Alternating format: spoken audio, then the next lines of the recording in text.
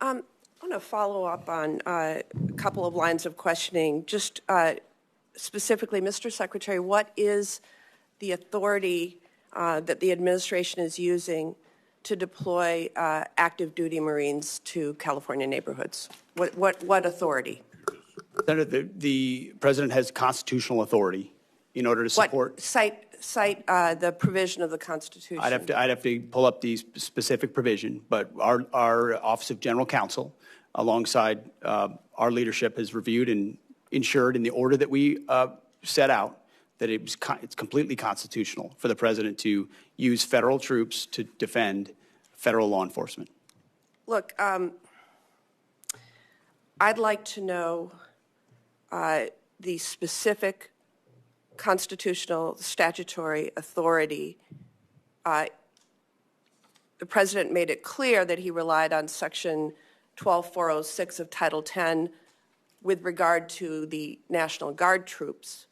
I need to know the authority that he is relying upon in terms of active duty Marines being deployed to California neighborhoods. Senator, so you'll follow up with me? Yes, Senator, but there's plenty of precedent of active duty troops being used to support law enforcement.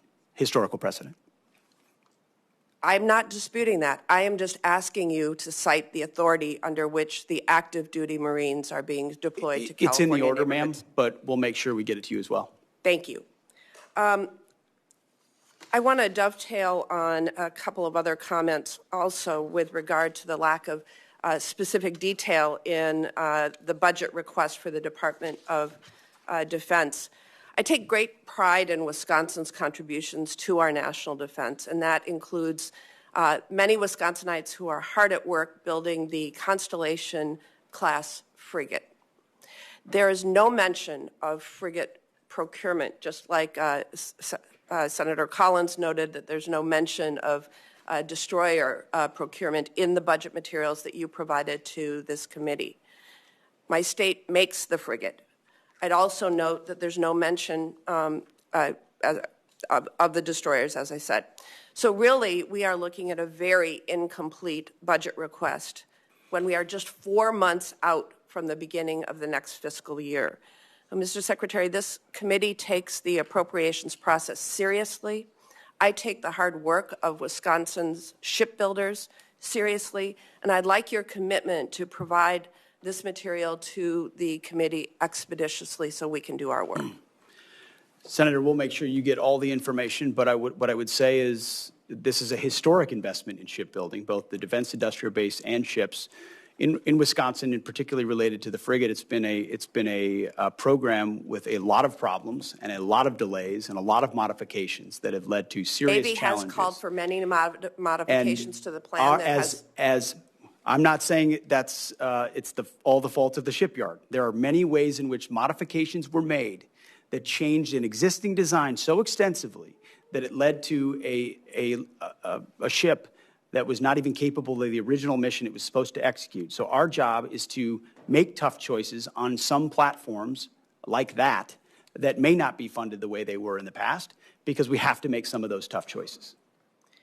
Well, we don't have any of the detail right now of what your plans are with regard to the frigate or the destroyer, and we need that information to do our jobs.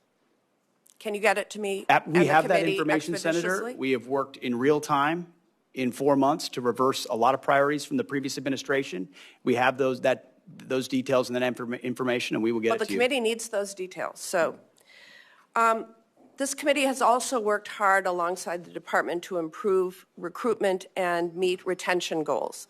The department is planning to separate several thousand service members due to your partisan beliefs about troops who are transgender. Mr. Secretary, I've seen your speeches and social media posts, but what I'm interested in is the sound policy analysis that we would expect from the Secretary of Defense on how this misguided decision will impact military readiness. My colleagues and I have requested this information from you, and we are still waiting to receive it.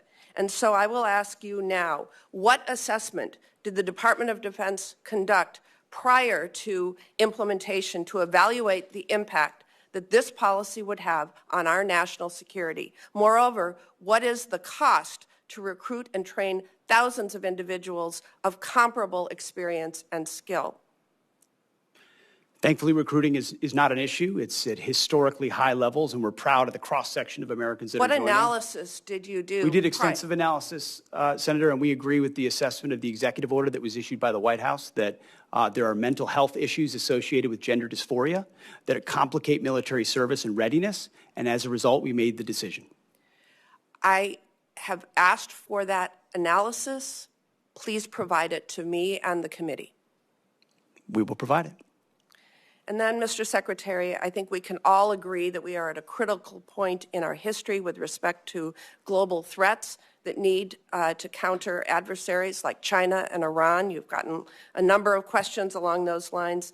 And I'm disappointed that you are instead focusing on a class of ships named for civil rights leaders. You chose Pride Month to direct the Navy to rename a ship named for Navy veteran Harvey Milk. This committee will continue to pursue serious work in the interests of American national security, and I ask you to choose to join us in that endeavor.